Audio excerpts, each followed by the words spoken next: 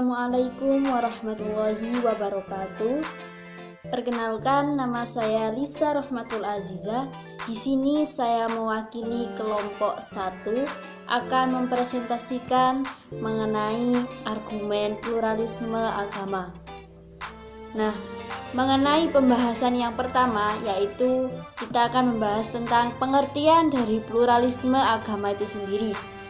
Pluralisme agama terdiri dari dua suku kata, yaitu pluralisme dan juga agama. Nah, kedua kata tersebut memiliki pengertian yang beraneka ragam. Pertama, kata pluralisme. Kata pluralisme berasal dari kata plural yang artinya banyak atau berbilang, dan juga bentuk kata yang digunakan untuk menunjukkan lebih dari satu. Kemudian, menurut penafsiran tokoh terhadap agama, di sini mengambil tokoh Moqsid. Beliau menyatakan bahwa Islam mengakui eksistensi agama-agama yang ada dan menerima beberapa prinsip dasar ajarannya. Namun, menurutnya hal ini bukan berarti bahwa semua agama adalah sama.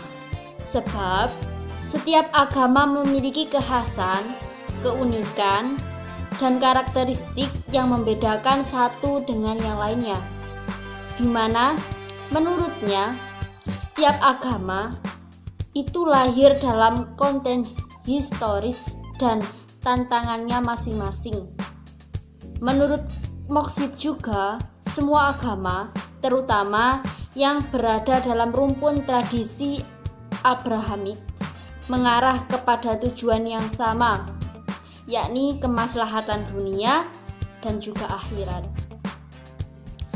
Nah, selanjutnya Moqsid sendiri tidak sependapat dengan penafsiran Al-Zamakhsyari, di mana Al-Zamakhsyari ini menyatakan bahwa orang Yahudi, Nasrani, dan Sabiah akan selamat sekiranya mereka beriman kepada Allah dan hari akhir, melakukan amal soleh, dan masuk ke dalam Islam dengan tulus.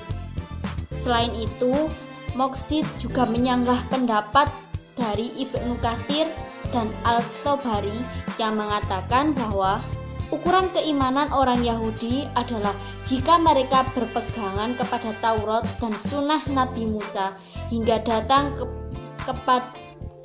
periode Nabi Isa, dan apabila pada periode Nabi Isa itu mereka tidak mau mengikutinya, maka mereka akan dinyatakan binasa, seperti itu. Kemudian selanjutnya kita akan membahas mengenai hal tersebut yang tercantum dalam surat Al-Baqarah ayat 62, yakni Syamsuddin Arif menjelaskan untuk mendapatkan pemahaman yang benar tentang ayat 62 dari surat Al-Baqarah ini, semestinya tidak mengabaikan konten sibak, pra, lihak atau pasca, dan lihak yang berarti di sini adalah suasana dari pengertian ayat tersebut. Bagaimana maksudnya? Nah, maksudnya seringkali mereka mengabaikan rangkaian metodologi dan sistematika mapan yang telah disusun oleh para mufasir, sehingga terkesan baru, namun yang baru ini tidak selamanya lebih baik daripada yang lama. Nah, selanjutnya kita akan bahas surat Ali Imran ayat 19. Bagi tokoh-tokoh pluralisme agama, makna Islam pada surat Ali Imran ayat 19 ini yang berbunyi Inna al-dina indallahil Islam. Nah, dalam ayat tersebut merupakan sebuah bentuk penyerahan diri atau inqiyad kepada Tuhan. Artinya apa? Artinya, dalam Al-Quran, Islam bukan nama agama seperti apa yang diyakini selama ini, yang telah diajarkan oleh Nabi Muhammad SAW. Muhammad Syahrur misalnya menggugat makna Islam yang telah disepakati oleh para mufasir sebagai nama sebuah agama. Dengan meneliti ayat yang berbicara tentang Islam, Al-Baqarah ayat 62, 111, 126, Al-Nisa ayat 125, Al-Maidah ayat 44, Al-Anbiya ayat 108, Fussilat ayat 33. Syahrul menjelaskan bahwa Islam adalah sikap mengakui adanya Allah, beriman kepada hari akhir, dan beramal soleh. Lihat misalnya Ibnu Ashrur, Al-Tahrir wa Al-Tanwir. Nah, mengenai penjelasan yang sudah saya jelaskan tadi, dapat kita simpulkan bahwa pendapat Komarudin Hidayat bahwa pluralisme agama bukan berarti bahwa semua agama adalah sama seperti yang digemakan oleh Radarkistan. Moksid menyatakan bahwa Islam mengakui eksistensi agama-agama yang ada dan menerima beberapa prinsip dasar ajarannya.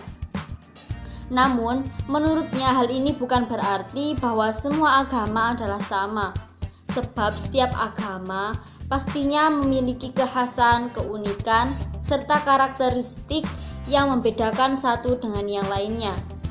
Menurutnya, setiap agama lahir dalam konteks historis dan tantangannya masing-masing.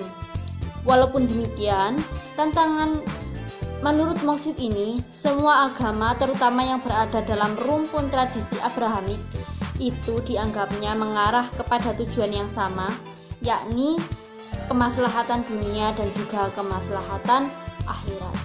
Nah, cukup sekian presentasi yang dapat kami sampaikan. Kurang lebihnya mohon maaf. Semoga bermanfaat untuk kita semua. Wassalamualaikum warahmatullahi wabarakatuh.